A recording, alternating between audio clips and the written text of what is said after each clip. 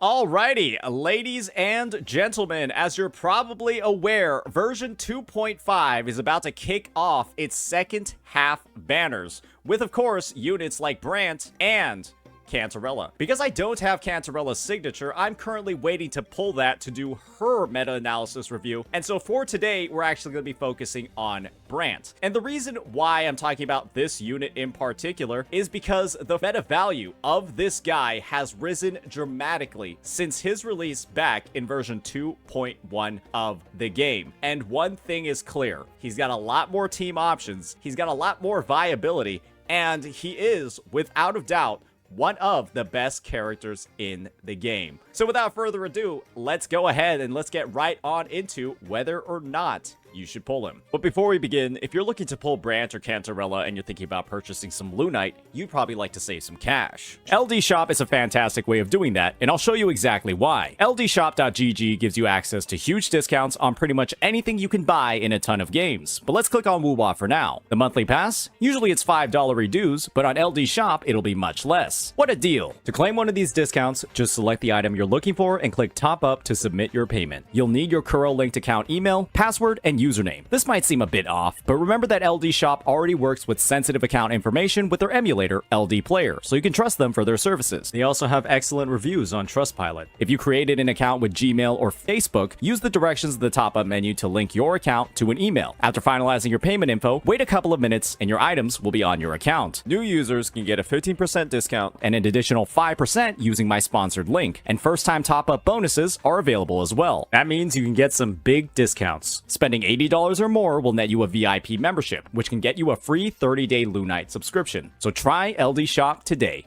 Alright, so the first thing that we're going to be doing when it comes to Brant is just going through an overall breakdown of his kit in the game menu. So Brant as a whole is one of the units that has a very, very unique stat profile. He focuses a lot on having ER. And the reason for that is very, very, very simple. He has a Forte circuit where essentially he gets conversion of attack from ER. For every 1 point that he has above 150%, he gains up to 12 extra points of attack, up to 1560. The end result is that this guy has a lot of that attack. And the thing is, when it comes to Brant, he's a unit that combines damage, sustain through healing and shielding, as well as having an outro skill that directly buffs fusion damage and resonance skill damage. So he's a sub DPS, he also deals a good bit of burst damage, and he also sustains the team at the same time. He is, without a doubt, the most well-rounded jack-of-all-trades unit in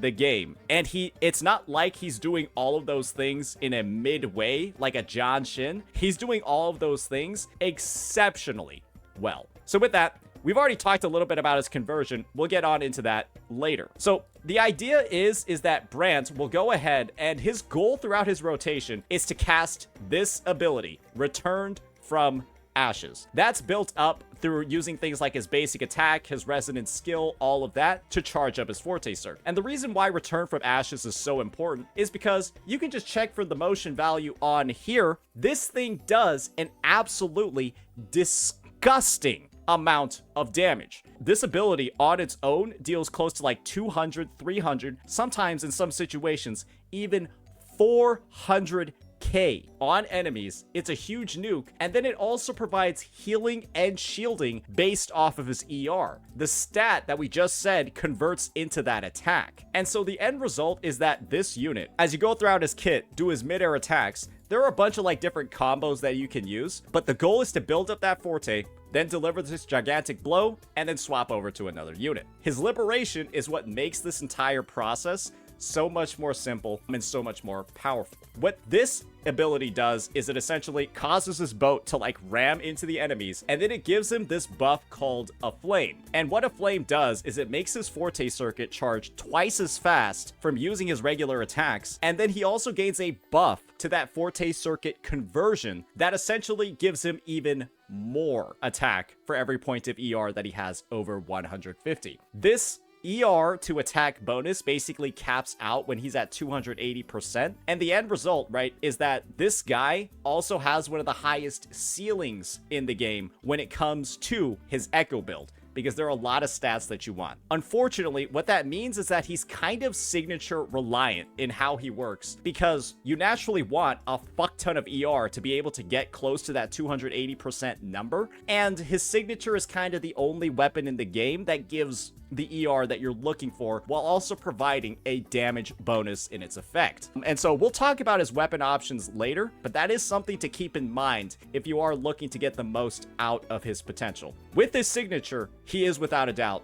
possibly the best unit in the game. But without his signature, he's still very functional, still very strong, but there's a lot of room you could cover. But that's kind of true for every single unit. So with that, we've gone through his kit. We've talked about some of its basic mechanics. He's got a lot of wordy stuff, especially when it comes to his basic attack. It's probably going to be easier to just walk through what's happening in his rotation through an actual gameplay demo. So let's go ahead, let's get right on into that and show you all what I'm talking about over here. So we're just going to be showing Brant off in a very, very traditional team rotation, not doing anything too crazy, and then just showing you all how he works at a baseline. The team that we're going to be using over here is actually going to be quite simple. I'm just going to go ahead, use Brant in a bit of a hyper carry lineup, just to show you all from what he's doing, right? His baseline rotation. And you can use this in pretty much all of the teams that he's on. So let's go ahead, let's start talking a bit about it. We'll also be showing the sample rotation when he's used in, well, his best in slot team. So Brant, when he's used over here, is going to, essentially, be the character that's receiving all of the buffs in this lineup, right? We're going to go ahead, start rotating through all of our characters.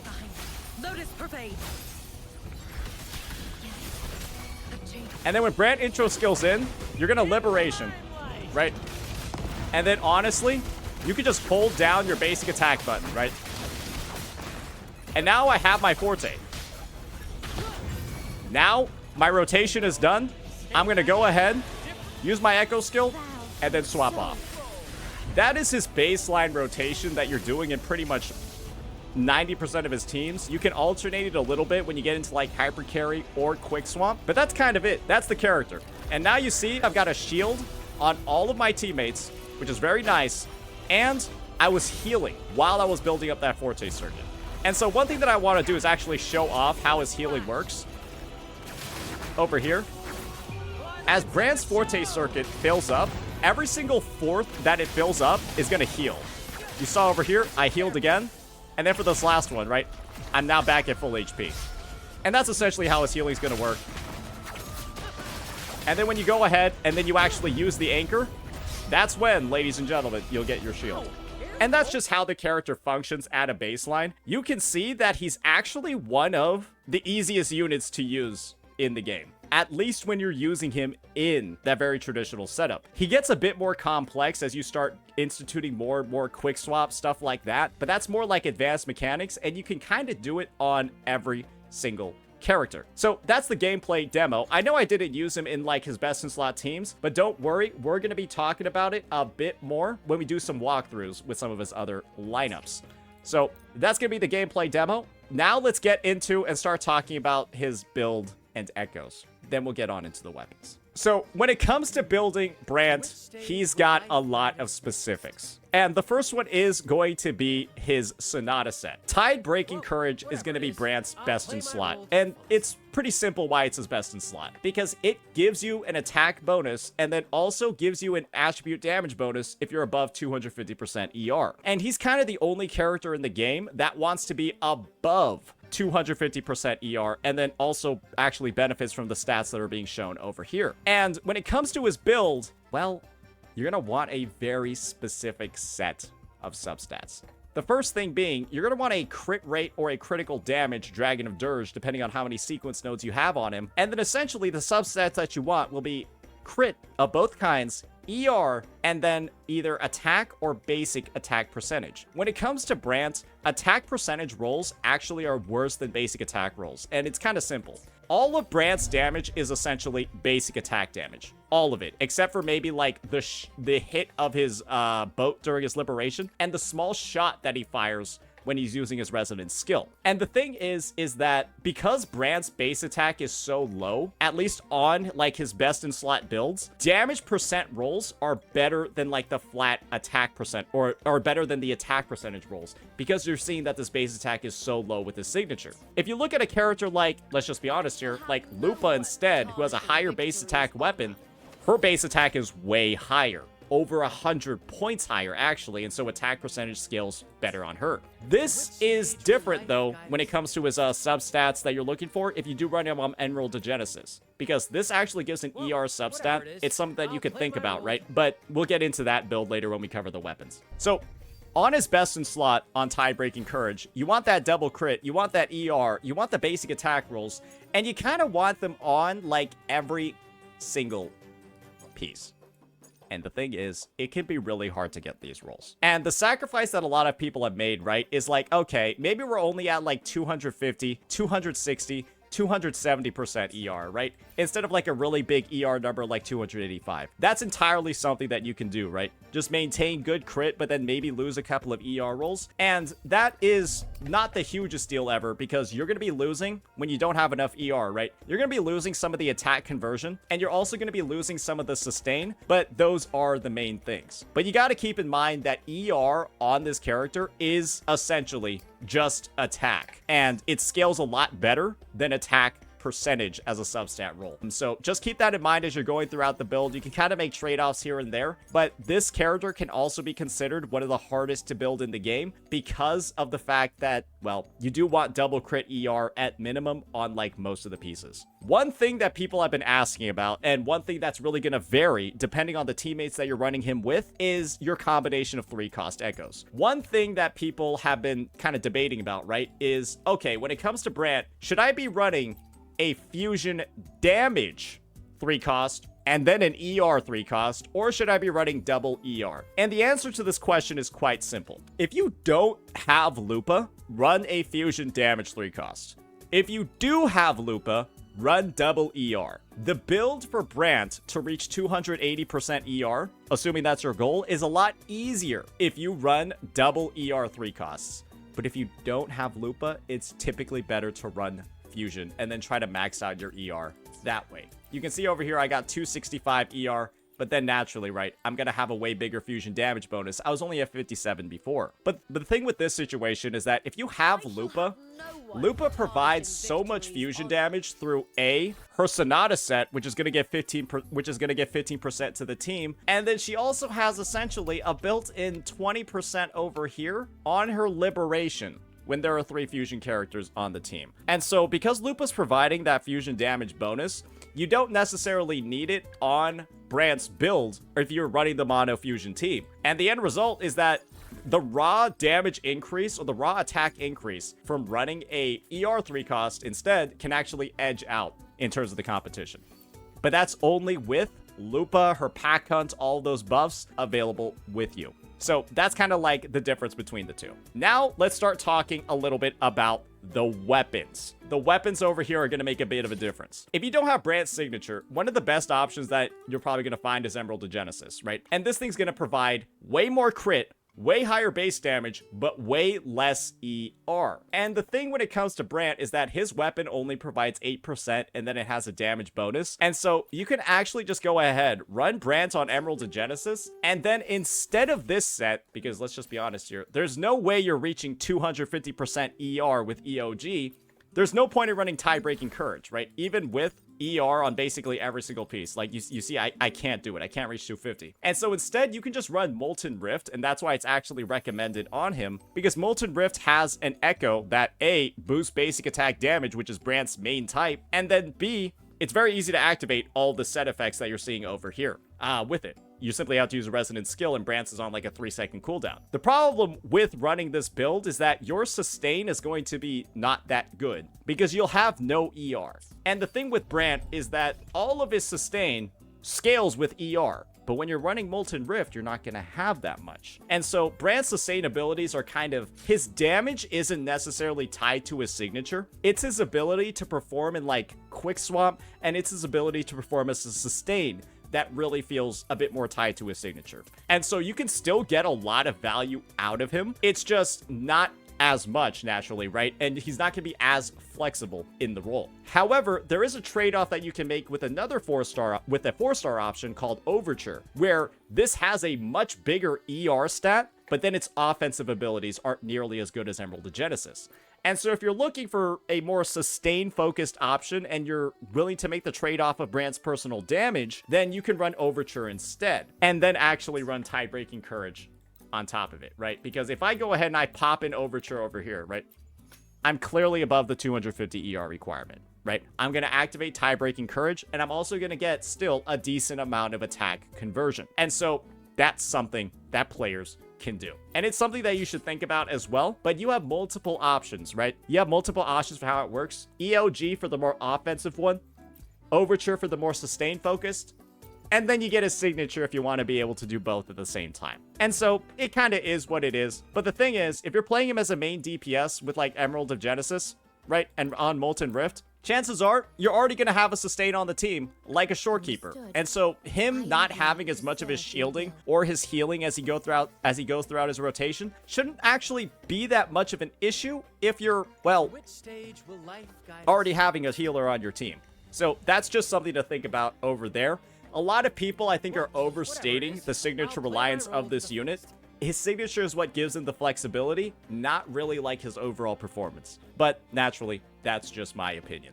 I've used him in all these different setups. He's still great. He's still great in pretty much all of them. So yeah, that'll be that for the build. That'll be that for the weapon. He does have some other options as well, where like if you really don't care about ER at all, you can run like Red Spring and try some stuff over there because it gives a nice basic attack damage bonus. But it's like EOG is going to be a lot more accessible. And honestly, if you get a lot of dupes of it, the ER substat on it goes relatively high, and you can still get some decent conversion out of it. And of course, you can also try with Blood Pack's Pledge, but this thing is like, it's like okay. It has a decent ER substat, but it's like still not really that close compared to the other competition. I wouldn't say that you should explore pretty much anything else, like don't use Cartithia's weapon, don't use Chang Li's. You could think about using like Lumingloss, the BP weapon, but I haven't done testing on that, and I also don't want to ever pull a copy of it, so I won't be able to comment on that any further. That's going to be weapons. All that stuff is covered. Now let's talk about some of the investment when it comes to Brant, because, well, his sequence nodes are, without a doubt, some of the best ones in the game. His first one is essentially going to give him up to a 60% damage bonus just from going through his rotation. Basically, Brant is like, if you use an intro skill or you flip, you're going to get a 20% damage bonus that stacks. You saw that rotation that we just did before. That maximized this whole buff. It's essentially there if you're playing him in any capacity, just a 60% damage bonus. It also will CC the enemies when he's using his anchor. They will be stagnated. They'll be like in slow motion. It's like a Spectral Rover outro skill is going to be used on them. And it's basically going to guarantee that you can always land his anchor. Because sometimes enemies can dodge, sometimes you can be interrupted. None of that's going to happen anymore with S1. And then you get a 60% damage bonus on top of it. It's a little nuts. And then his second one is going to increase his crit rate by 30%. That's only the first part. It makes his mid-air attack and then his big nuke have that 30% increase. Those are kind of almost the only attacks that you're using in Brant's kit. And so what this means is that if you have the sequence node, you're going to change his forecast naturally over to like a critical damage one instead, because you're going to be overcapping on crit rate if you have his S2. I would have, well, I mean, with EOG, I would have 130%. On his signature, if I had his S2, I would be at 118% crit rate. That's a lot of stats in one copy. Now, let's go ahead and start moving on and look at the other part. His S2 also basically gives him a damaging outro skill, where he'll just pop in, deal what is almost like a coordinated attack for 440% of his attack up to 2 times when someone uses a resonance skill. So it's kind of just like, this is one of the most overloaded S2s I've ever seen. Honestly, it's like, you take a look at what Chang Li's is in comparison, and you're like, huh? Bro gets 5% more crit rate, and then also a whole damage passive on top of it. This is like, it's so cringe, what the comparison over here. Right? Like, 30% or 25% crit rate, cool. 30% plus a whole damaging passive. What? They're only gonna get better. This third one just straight up increases the multiplier of return from ashes by 42%. Guys, this is the ability that the final hit is dealing 1,033% motion value, and that's going to be, this number is going to be increased by 42% with that node. His S4, it's mostly sustained. Okay, so maybe that's why some of his earlier nodes are strong, because this one focuses solely on his sustained abilities. 20% bonus on his shield, and then it's also going to heal as well when he actually casts the anchor. Right? It's like, sure, his sustain's already really good. Let's make it slightly better. It's powerful, but it's also like, you don't really need it. And then this one over here, he just gained a 15% basic attack damage bonus, which everything in his kit scales off of other than like 2 abilities. Simply attacking is going to give that bonus. Very strong as well. And then S6, increase the damage multiplier. Oh dear. Increase the damage multiplier of his attack. I think a light bulb is going out. I might have to go replace that later. The damage multiplier of his attack goes up by 30% when he's doing his basic attack mid-air string. And then when he uses the big anchor drop, there's going to be a secondary blast afterwards that deals 30% of the damage dealt. And guys, this return from ashes cast is getting buffed by this. It's getting buffed by this. It's getting buffed by this crit rate boost as well. It's also getting buffed by the S1. And so it's like his S6 in isolation doesn't look that good. Oh, only 30% more damage. But that's 30% more damage on top of all of the other buffs that the prior nodes are giving. And the end result is that this character at S6, he's kind of cracked. He's kind of crazy. But I would say that S2 is probably the best stopping point over here, because you'll get maybe S3 if you really want the biggest nukes possible. S2 or S3 is probably a good stopping point just to like maximize his damage and, you know, get you some crazy screenshots and some crazy AoE.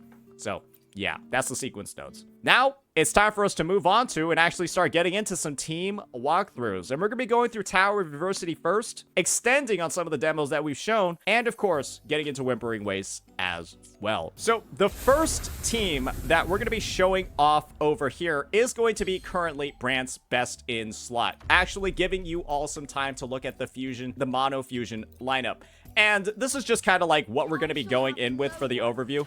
This is the Lupa build, 130 ER, 73.1, 284. She's going to be honor sig. She's going to have Flaming Claw print, that fusion damage buff to the entire team ready to go. Brant, you've already seen the build. It looks solid. We're going to be using an ER3 cost on both slots because we have Lupa. And then we're going to be running Chang Li over here with her signature as well and a 7276. The build here could use a little bit of help, but I kind of built her in 1.1 and I haven't really looked back since. So yeah, that's going to be the team that we're using over here. And we're just going to be taking against that same floor against the Sentry Construct and then just talking about some of the dynamics and how it's playing out. So by having all 3 of these individuals together on a team, you basically unlock a bunch of fusion buffs, a lot of fusion resistance ignore, and the end result is, well, Lupa and Brant are the anchors of this lineup. Chang Li is actually the most flexible unit in the mono fusion team. You can replace Chang Li with like a Chisha or an Encore and not really see too many huge differences in performance, but you kind of need these two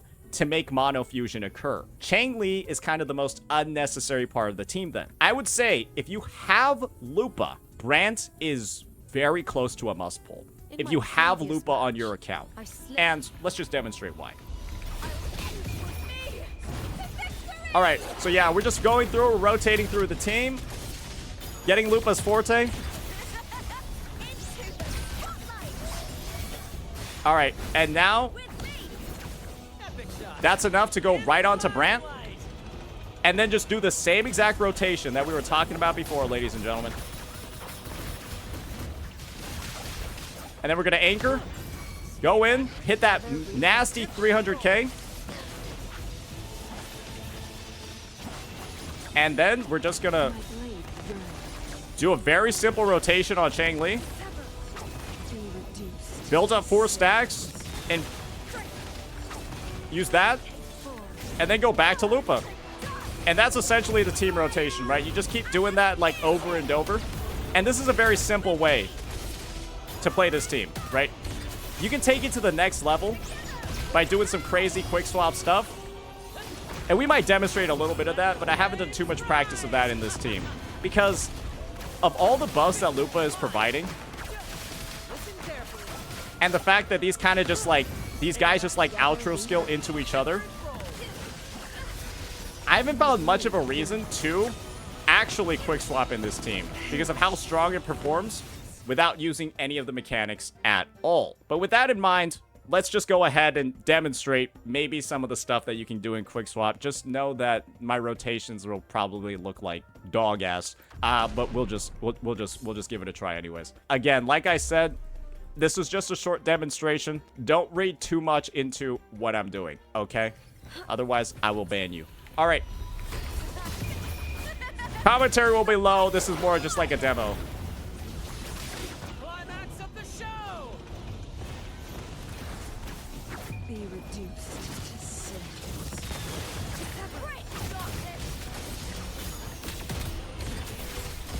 Into the spotlight.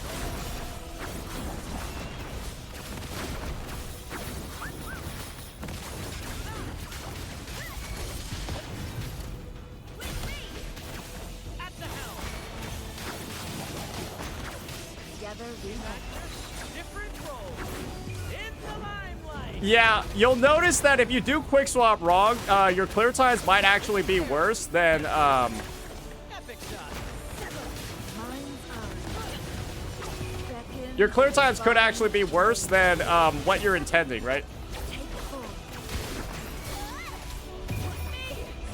Yeah, outro buffs are not really a thing here. You basically have to make sure that you're, like, playing well enough to the point where you can negate the fact that you're not actually using your outro skill buffs. And that can be a very hard balance to actually strike in these teams. Because, well, it's just... it can be hard sometimes, right? To make sure that you're pressing all this stuff properly. And you're gonna notice, right, my clear time actually took longer over here because I have so little practice actually doing it.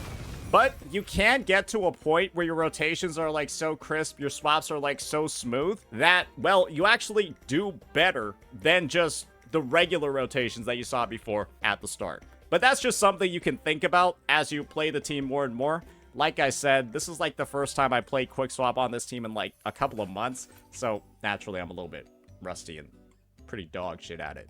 So yeah, that's that for this team. Now let's talk a little bit more about Brant's flexibility when he's specifically being used in a hyper carry lineup. I showed all of you a very simple rotation for Brant in that team.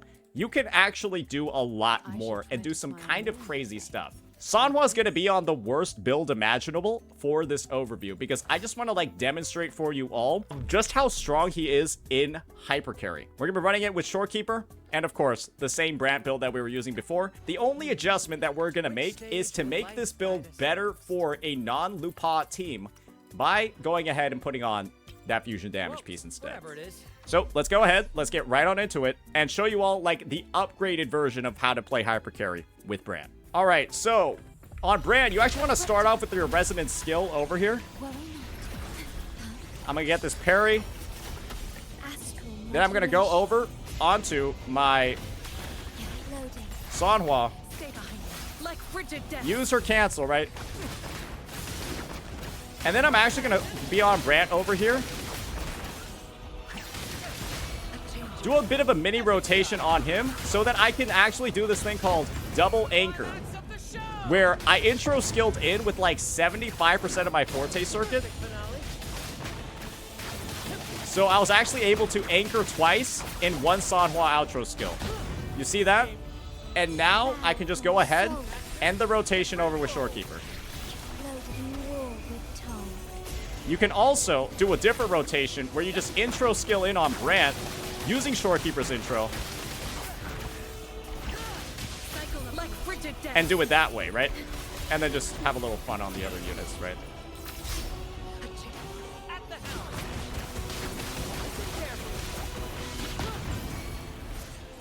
Oh gosh, she's stunning me.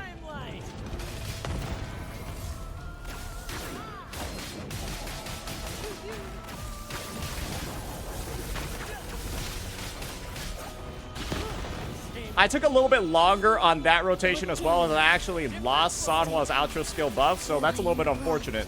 But you can see over here, right? That's just some of the stuff that you have available, and this team is actually quite strong. And naturally, right, this team would be a little bit more strong if my Sonhwa was actually, like, built for, like, even the slightest amount of damage. But she's not. She has literally nothing, right?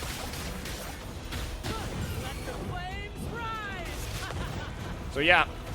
That's this one. Hopefully I don't die here. Okay, well, that's a little embarrassing. So, yeah.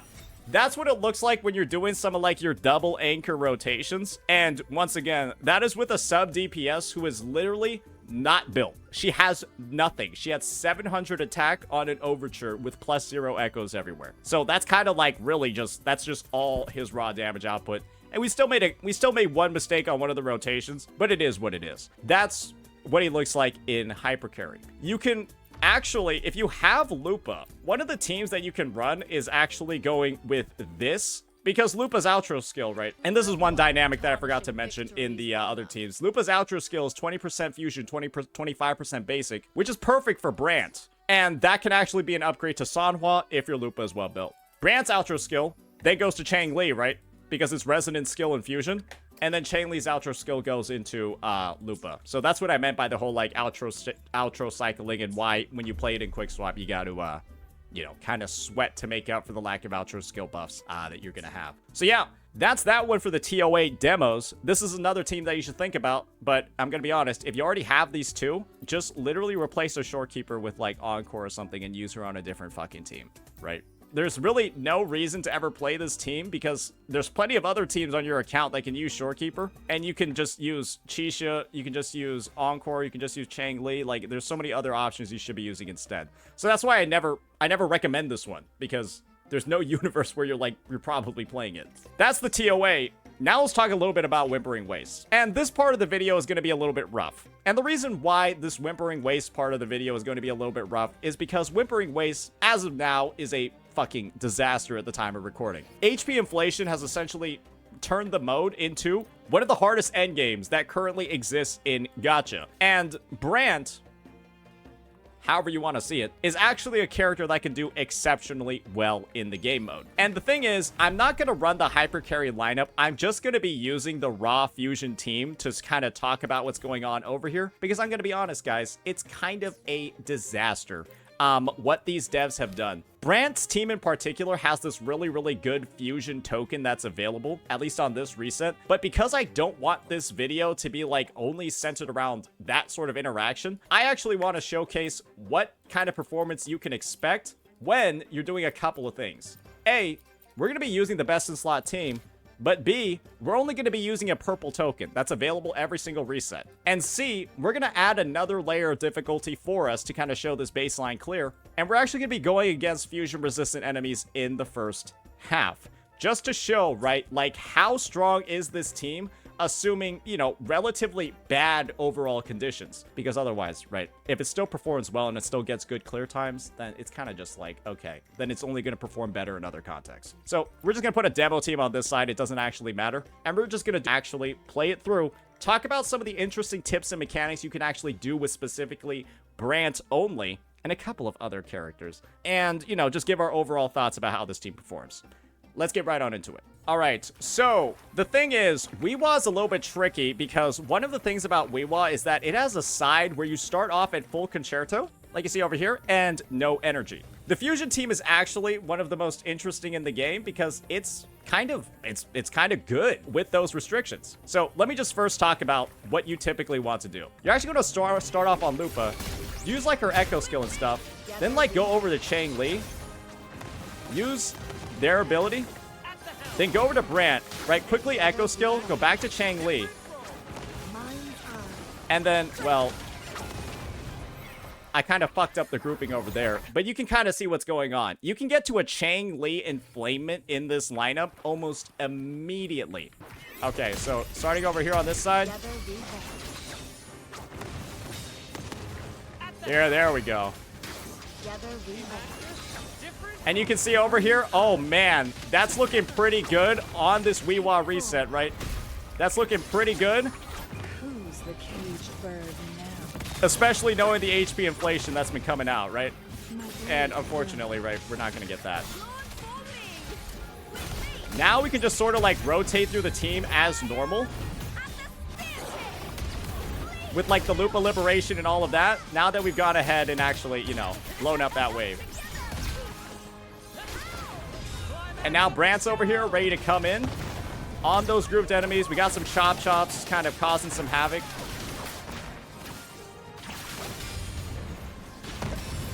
Same actor, different role. Together we win. And you can see, right? Brant is so strong in this team that even against fusion-resistant enemies, we were able to use the anchor to one-shot the waves. We literally one-shot fusion-resistant 3 costs because of how much damage Brant does. Take 4. And now Lupa's in here. She uses her enhanced intro to finish off the enemies. And remember, this is all with a like purple token that we sort of, Let the flames rise. yeah, this is all with like a purple token, right? And I don't know if it's like intentional or not by Kuro Games, but Brant only seems to be taking the field when the chop chops are here, right? And the unfortunate part is, well, Together we win. we're kind of in like an AoE split situation. Weren't able to finish off all the mobs, and now we're kind of gonna waste a little bit of damage over here. But it is what it is, right?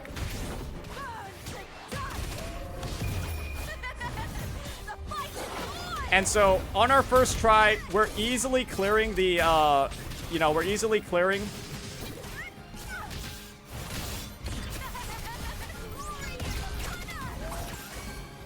the 2.3k mark that we're looking for. And maybe this will be an opportunity to actually like show one of the mechanics that Brant can do. So if you actually do this, you can kill multiple waves at once with a single Brant anchor, right? You can see some of them survived, unfortunately. But that's just like one of the very cool things you can actually end up doing when you press tab in the middle of your clear. So you can call it bug abuse, but yeah, we got a 2.8k with the purple token against fusion-resistant enemies, which is pretty good. Yeah, getting that twice is going to give you a 5.6k. So this is one of the few teams in Whimpering Wastes that is able to get a passable score. Currently, this Whimpering Wastes is so overtuned, at least the one that I'm showing it for, that like only the Frolova teams feel comfortable and some of the Mono Fusion teams. Like you run like your Gions, your Zanis, your Cartithias, and you're getting like 1.8k, 1.9k, 2k if you're running like Gion or Camellia or like Cartithia and like Zani and stuff like that. They're not doing good because they've HP inflated the mode significantly. But this is one of the teams, because all these characters end up dealing some sort of damage, right? You've got the healing, you got the massive AoE on all of them, you got the grouping a little bit from Lupa as well. Well, it works, right? It's a really good team for the game mode, but unfortunately, the game mode is just kind of fucked up. But if you are struggling, I mean, I'm not going to give you the advice that, like, you shouldn't pull this team if you want, like, a really good WhiWa team, but it is a little bit on the nose how good these teams are in WhiWa relative to the other ones. And I do think it's definitely something that Kuro should, you know, explain, talk about a little bit more, and, you know, address, because it is kind of a little bit much. So yeah, that's going to be the whole breakdown of all of the different ways that I think Brant can be used. Now let's give an overall review. Brant is, without a doubt, my pick for the best character in the game. Because A, he can be used as a hyper carry. B, he can be used as like a sustain in the fusion team. C, he can be used in like quick swap with a bunch of other units. And stuff that I haven't even talked about yet is just the overall versatility of him having an outro skill that buffs other characters.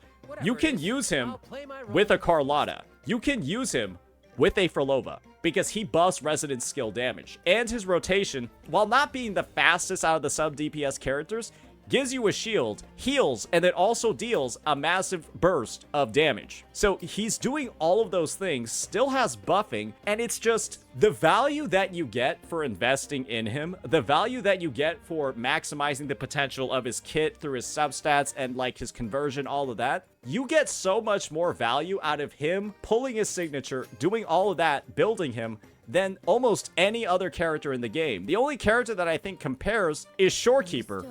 But the thing is, Brant is oftentimes a replacement for Shorekeeper in a lot of teams. And so it's kind of just like, by pulling him, you also make Shorekeeper more free to be used on other teams as well. So it's like, he's valuable in terms of meta strength, but he's also valuable in terms of how he lets you use other characters on your roster.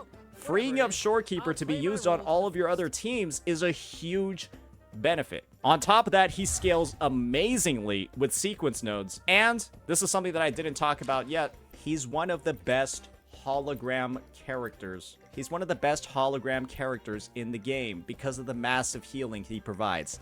The shielding, all of that. He prevents the one-shots that can ruin your run in holos. He works in holos. He's one of the best WhiWa characters, one of the best TOA characters, potentially the best hologram character. It's just, yeah, unless you're running against Dragon of Dirge or Inferno Rider, you can use this guy against everybody. And the thing is, it's just, that's a lot of value for one singular unit on the roster. And just because he's a dude, just because he has a dong, doesn't mean he's bad. I actually 100% think he might be the most valuable pull in the game because of what he enables. Mono Fusion can't exist without him. Shorekeeper's gonna be overworked without him. Chang Li kind of feels like doo-doo, at least nowadays, without him. And Lupa is unplayable in Mono Fusion without him.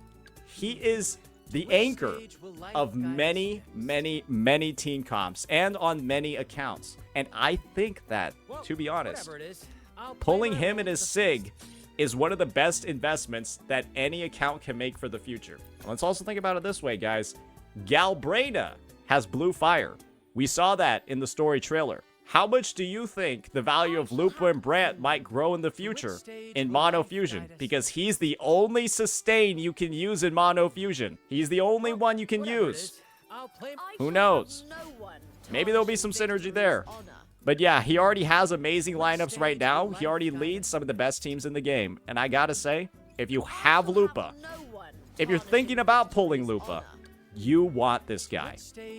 So yeah, that'll be that, ladies and gentlemen. Let me know what you all thought about this breakdown, this overview. Once again, like I said, these are the banners that will be coming up later on in 2.5. And we will be covering Cantarella and going over her meta-analysis later on once we pulled her signature, because we don't have it yet.